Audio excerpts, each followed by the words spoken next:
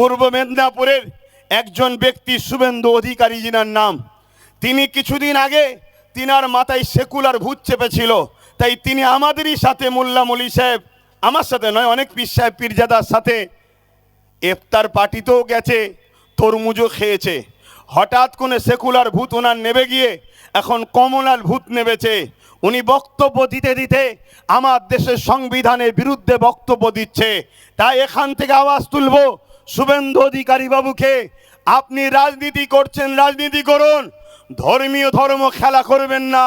কেন ধর্ম এমন একটা মহাব্বত ভালোবাসার জিনিস, এই আগুনে কিন্তু আপনার রাজত্বের সব শেষ হয়ে ধ্বংস হয়ে যাবে, এটা সতর্ক আপনাকেও করে দিচ্ছি। তিনি এই পূর্ব মেদিনীপুরের বক্তব্য দিতে দিতে বলেছে যে পশ্চিম বাংলায় হিন্দু সরকার করব, হিন্দু সরকার করব। আমি শুভেন্দু বাবুকে জানতে চাই, হিন্দু ভাই বোন বাবা মাদেরকে এতটাই মূর্খ মনে করেন? ৭৭ বছর সে স্বাধীন হয়েছে, সেইখান থেকে আজ পর্যন্ত পশ্চিম বাংলায় যত মুখ্যমন্ত্রী হয়েছে সবাই হিন্দু মুখ্যমন্ত্রী ছিলেন, মুসলমান কেউ হয়নি। কিন্তু আজকে আপনি রাজ্য সরকারকে কি সরকার বুঝাতে চাইছেন? মুসলিম সরকার। আমাদের চোখকে ঘোরাতে চাইছেন, আমাদের মাইন্ডকে ডাইভার্ট করতে চাইছেন। আপনারা দুজন সেটিং করে একসাথে বসে চা খেচ্ছেন, তার বেলায় সমস্যা নাই, অথচ বাইরে বেরিয়ে হিন্দু মুসলমান করে আমার বাংলা সম্প্রীতিকে নষ্ট করতে চাইছেন। আপনি কিন্তু এই আগুন নিয়ে খেলা করছেন, আগুন নিয়ে খেলা করা বন্ধ করুন। আপনি বলছেন হিন্দু সরকার করতে হবে। আমি জানতে চাই, বাংলায় কি হিন্দু সরকার নাই? হিন্দু সরকার তো রয়েছে। মমতা ব্যানার্জির ধর্মীয় পরিচয়, তিনি হিন্দু। বিভাজনে আমি যাচ্ছি না, সত্যটা বলছি। কিন্তু আপনাকে আমি আর একটা প্রমাণ দিচ্ছি। দীঘার মতো পিকনিক স্পটে, দীঘার মতো বেড়াবার জায়গায় আজকে সেখানে ধর্মস্থান হিন্দুদের মন্দির তৈরি হচ্ছে। আমি তাতে বিরোধী নই, ঘৃণার দিকে যাচ্ছি না। তিনি দেশের রাজ্যের মাথায় বসে আছে, তিনি রাজ্যের পয়সাকে নিয়ে মন্দিরের পিছনে করে রাজ্যকে গরিব করবে কি না করবে রাজ্যের জনগণ বুঝে নেবে তার সাথে। কিন্তু আমি বলতে চাইছি, তিনি হিন্দু দরদি বলেই তো দীঘাতে কোনো মসজিদ করে নেই, সেখানে মন্দির তৈরি করছে। অথচ আজ থেকে দাবি করছি, তিনি তো বলে আমি সর্বধর্মের মানুষের নেতা, তাই সর্বধর্মের মানুষের নেতা হিসাবে আমি মুসলমানও এখান থেকে আওয়াজ তুলছি। দীঘায় যেমন 200 কোটি টাকা দিয়ে মন্দির করছেন, আপনি তো বলেছেন সংখ্যালঘুকে বেশি ভালোবাসি, কমসে কম 300 কোটি টাকা দিয়ে দীঘায় একটা মসজিদের আবদার আমরা রাখলাম। এটা করতে হবে। যদি আপনি না করেন তাহলে জানবো আপনার মুখ এক মুখোশ এক, ঠিক না বেঠিক? আর এখানেও বলে যাচ্ছি, বলতে পারে 26 পার হলে দেখব। আমি বলবো 26-এর আগে জায়গা কিনে, জায়গার যে আছে অ্যালাইনমেন্ট করে, শিলান্যাস করে ভিত শুরু করেন, না হয় জানবো আপনারা দুজন শুভেন্দু অধিকারী আর রাজ্যের সিএম সেটিংয়ে আছে। তুই আমায় গালি দিবি, আমি তোকে গালি দেবো, তুই এক অংশ ভাগ নিবি, আমি মোল্লা গুণের সব বুকা বানিয়ে নিয়ে নেবো। এই নাটক কিন্তু বাংলার মানুষ ধরতে পারছে। তাই বলবো, এই জায়গা থেকেও আমাদের আন্দোলনের আওয়াজ আমরা রাজ্য সরকারের কাছে দীঘাতে একটা কমসে কম 300 কোটি টাকার একটা মসজিদের আবদার রাখছি। কি করতে হবে না? হবে না? আর শুধু মুসলমানদের নয়, বাকি ধর্মের মানুষগুলো কি দীঘায় যায় না? তাহলে তাদের কি হবে? তাদের জন্য ভাবতে হবে। তবে জানবো আপনি সবার জন্য ভাবছেন, সবার মুখ্যমন্ত্রী। কে এতে একমত তো নাকি? হাত তুলে বলুন, একমত তো নাকি? একমত তো নাকি? একমত তো নাকি? এটা আমাদের অধিকার, দাবি আছে। কিন্তু আজ শুভেন্দু বাবু তিনি বারবার মানুষের চোখকে, আইকে ওয়াশ করছে, এমনভাবে বিভাজন তৈরি করতে চাইছে যেন রাজ্যের সিএম মুসলমানদের, উনি অন্য কোনো একটা সরকার তৈরি করতে চাইছে। আরে আপনাদের কি সেটিং, এটা সবাই বুঝতে পেরে গেছে। তো যাক, আমি আবার ফিরে আসছি। এখানে আর একটা কথা বলি, আজকে বাংলায় নাকি জঙ্গিদের সরকার চলছে, বলছে না? বলেনি? আচ্ছা, একটা রাজ্যে জঙ্গি সরকার, তার সাপোর্টারের সরকার রয়েছে, এরকম কথা যদি কেউ বলে তাকে অবিলম্বে অ্যারেস্টের দরকার আছে না নাই? শুভেন্দু অধিকারীর সঙ্গে মমতা ব্যানার্জির বন্ধুত্ব না ঝগড়া, এখানেই প্রমাণ হবে। যদি অ্যারেস্ট করে জানবো সত্যিই ঝগড়া, অ্যারেস্ট যদি না করে জানবো সব তলায় তলায় মিল আছে। এই কথা একমত তো নাকি? আচ্ছা, আমি আমার জায়গায় পুনরায় ফিরে আসছি। ওয়াকফ নিয়ে একটু বলি এবারে, এটাই তো শেষ, বাকিটা সব বলা হয়ে গেছে। কিন্তু ওয়াকাফ বিলে কি আছে এটা আমাদের একটু জানতে হবে। ওয়াকাফ বিলের মধ্যে এমন কিছু আইন তৈরি করতে চাইছে সংশোধনের নামে, যে আইন দ্বারা দিনের মতো সত্য ওয়াকাফ মুসলিমদের ব্যক্তিগত সম্পদ, এ সম্পদ আর মুসলমানদের হাতে থাকবে না। প্রথমে আমাদের জানা দরকার, শুধু কি মুসলমানদের এই ওয়াকাফ সম্পত্তি আছে, অন্য ধর্মের ভাইদের নাই? হ্যাঁ আছে।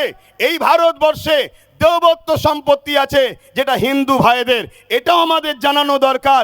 না হয় হিন্দু ভাইদের কাছে গিয়ে ফিস ফিস করে জানানো হচ্ছে সব মুসলমানরা নিয়ে নিচ্ছে, মুসলমানদের সব হয়ে গেছে।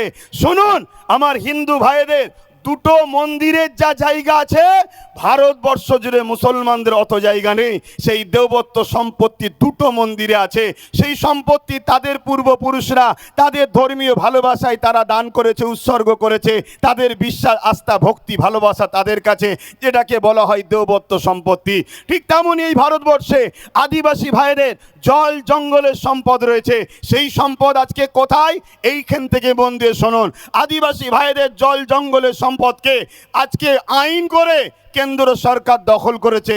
সেই দখল করে সেখান থেকে আদিবাসী ভাইদের অধিকারকে হরণ করে দিয়ে ওই সম্পদের ওপরে বড় বড় কর্পোরেশনদের হাতে তুলে দিয়ে জঙ্গলকে পরিষ্কার করে বড় বড় শিল্পপতিরা সেখানে কলকারখানা তৈরি করছে, আবাদ করছে।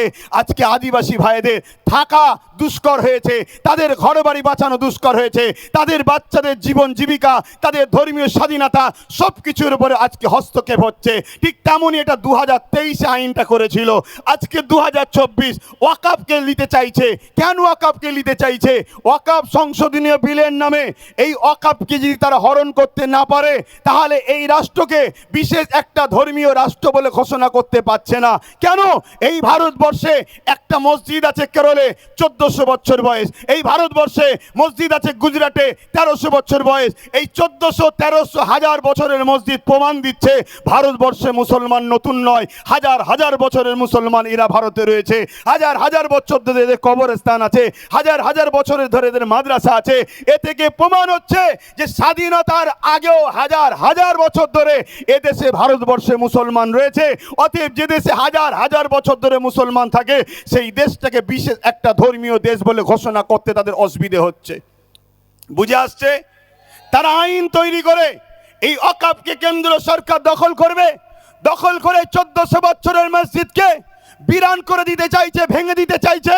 যেমন আজকে জল জঙ্গলি সম্পদ আদিবাসী ভাইদের হাত থেকে কেড়ে নিয়েছে, ঠিক তেমনই 1300 বছরের গুজরাটের মসজিদকে ভেঙে দিয়ে কর্পোরেশন প্রমোটিংদের হাতে তুলে দেবে। এক কথায় আদানি আম্বানির হাতে তুলে দেবে। আপনারা জানেন কি জানি না, বোম্বাই একটা বিশাল বাড়ি আছে, এমন করে রিলায়েন্স কোম্পানির যিনি মালিক তার বাড়ি রয়েছে। ওই বাড়িটা যে জায়গায় দাঁড়িয়ে আছে ওটা ওয়াকাফ সম্পত্তি, এবং এতিমখানার জন্য ওই সম্পদকে মুসলমানরা দান করেছে। সেই জায়গা দখল করে আজকে তারা বিশাল বাড়ি তৈরি করেছে। তাদের ভয় হয় কোনো দিন যদি মুসলমান তার সম্পদকে নিয়ে নেয়, তাহলে আমার বন্ধুর এই বাড়িটা চলে যাবে। তাই কেন্দ্র সরকার এই ওয়াকাফকে অ্যাক্টের নামে, সংশোধনের নামে নিজের সম্পদকে হরণ করতে চাইছে। এইখানে যদি মসজিদ চলে যায়, মাদ্রাসা চলে যায়, কোরআন কি বলে কবরস্থান চলে যায়, এক কথায় ওয়াকাফকে যদি নিয়ে নেয়, ভারতের মুসলমান শোনো, পশ্চিম বাংলার মুসলমান শোনো, তোমরা পরিচয় দিতে পারবে না তোমরা ভারতীয় ছিলে, তোমরা পরিচয় দিতে পারবে না। তাহলে বলো, বাঁচতে গেলে এই ওয়াকাফের বিরুদ্ধে আমাদেরকে লড়াই জারি রাখতে হবে না হবে না? করে বলুন, ওয়াকাফের বিরুদ্ধে লড়াই করতে হবে না হবে না?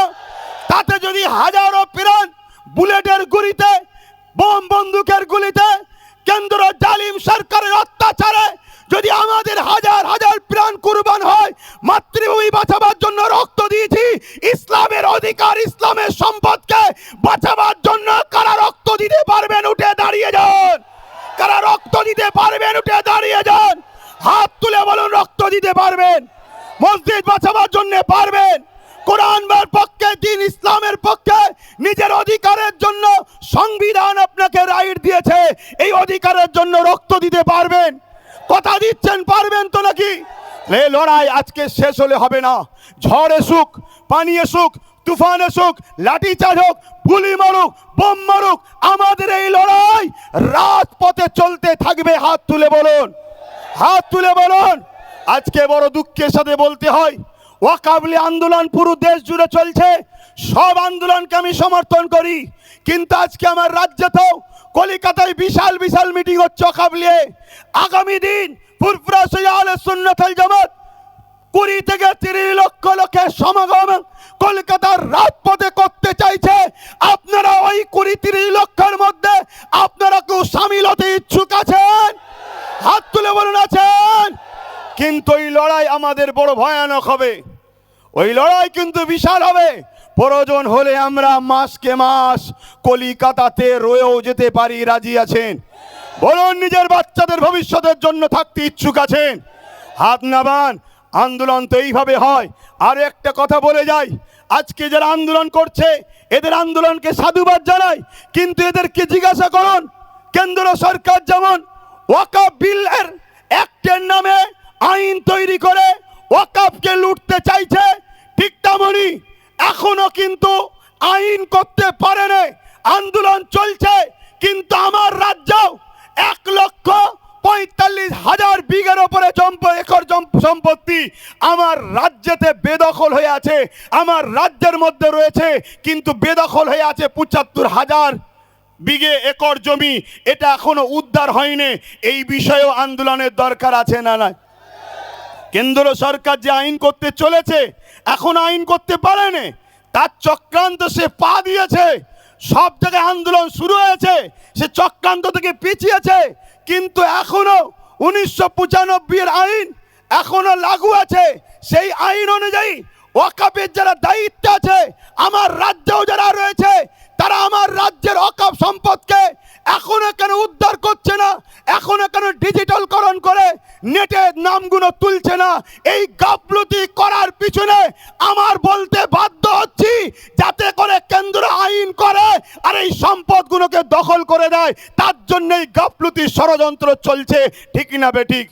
জোরে বলুন ঠিক না বেঠিক? আমি আপনাদেরকে একটা তথ্য দিয়ে যাচ্ছি। উত্তর 24 পরগনা হাড়ুয়া পীর আব্বাস আলী গুরাচাঁদ রহমাতুল্লাহ আলাইহি বলে একজন আল্লাহর ওলি রয়েছেন। তিনার মাজারের 900 বিঘে জায়গা। একটু সারা দেবেন, কত বিঘে? 900 বিঘে জায়গা। আজকের দিনে সেই জায়গাটা দাঁড়িয়েছে মাত্র 92 শতক। 900 বিঘে থেকে দাঁড়িয়ে আছে বর্তমান কত? 92 শতক। 3 বিঘাও নয়, তাহলে 897 বিঘে জায়গা এখনো ভারত পশ্চিম বাংলার হারুয়া আব্বাস আলী হুজুরের বেদখল হয়ে আছে। রাজ্য সরকার বলেছিল ওই জায়গাগুলোকে উদ্ধার করে দেবে। এই আন্দোলনটাও আমাদের করা দরকার আছে না নাই? জোরে বলুন আছে না নাই? কিন্তু আজ আমরা দুঃখিত, আমরা দেখছি কলিকাতা ভরি আন্দোলন হচ্ছে, কিন্তু রাজ্য সরকারের এই ওয়াকাফ বাঁচাবে বলেছিল, এ বিষয়ে একটাও কথা হচ্ছে না। কোনো এক জায়গায় আমার বলতে বাধ্য হচ্ছি, কেন্দ্রের বিরুদ্ধে রাজ্যকে সাপোর্ট করার ষড়যন্ত্র চলছে না তো? তাহলে এই আন্দোলনে আমরা নাই। আমরা মসজিদের পক্ষে যে আন্দোলন হবে, কোরআনের পক্ষে যে আন্দোলন হবে, ওয়াকাফের প্রকৃত পক্ষে যে আন্দোলন হবে, সেই আন্দোলনের সঙ্গে আমরা হাতে হাত মিলিয়ে, কাঁধে কাঁধ মিলিয়ে, বুকে তাজা খুন দিতে হলো। আমরা সংবিধান যে রাইট দিয়েছে ওই রাইটের জন্য আন্দোলনে প্রত্যেকটা জায়গায় সঙ্গ কি বলে হাজির হতে রাজি আছি। ঠিক না বেঠিক? কিন্তু আপনার আন্দোলন এরকম হওয়া দরকার। কেন্দ্র সরকার আজকে সে কালা কানুন কেন তৈরি করতে চাইলো? এমনি এমনি তো খাওয়া যাচ্ছে, এখন তৈরি করতে চাইছে কেন? শোনেন, রাজ্যগুলো ভালো মন্দ খেতে পাচ্ছিল, কেন্দ্র ওয়াকাফের ভাগ ঠিক পাচ্ছিল না, তাই ওয়াকাফ বিল করে টোটাল নিজের হাতে নিতে চাইছে। কোনো রাজ্যকে ভাগ দেবে না, সম্পূর্ণ ও একা খাবে।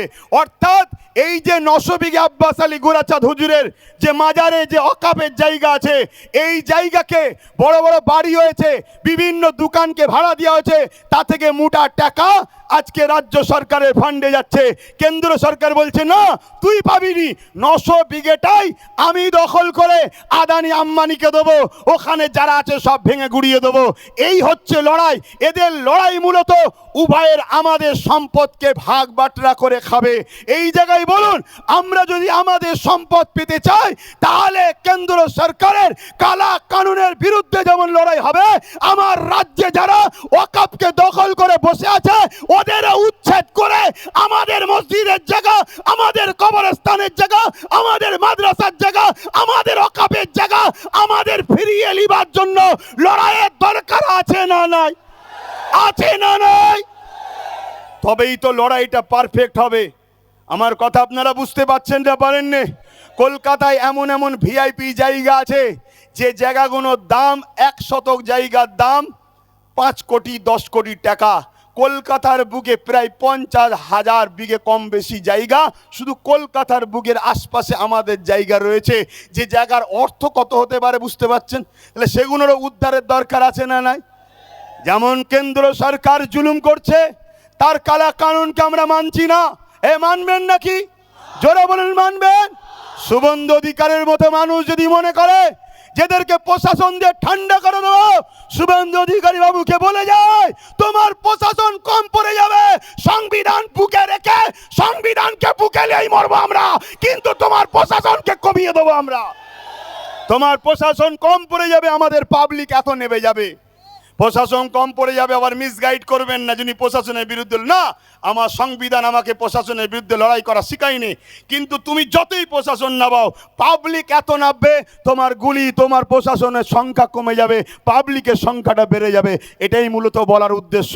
কিন্তু এর পাশাপাশি এটাও বলবো, আমাদেরকে যে ধোঁকা দেওয়া হচ্ছে এই ধোঁকা থেকেও সজাগ হওয়া দরকার আছে না নাই?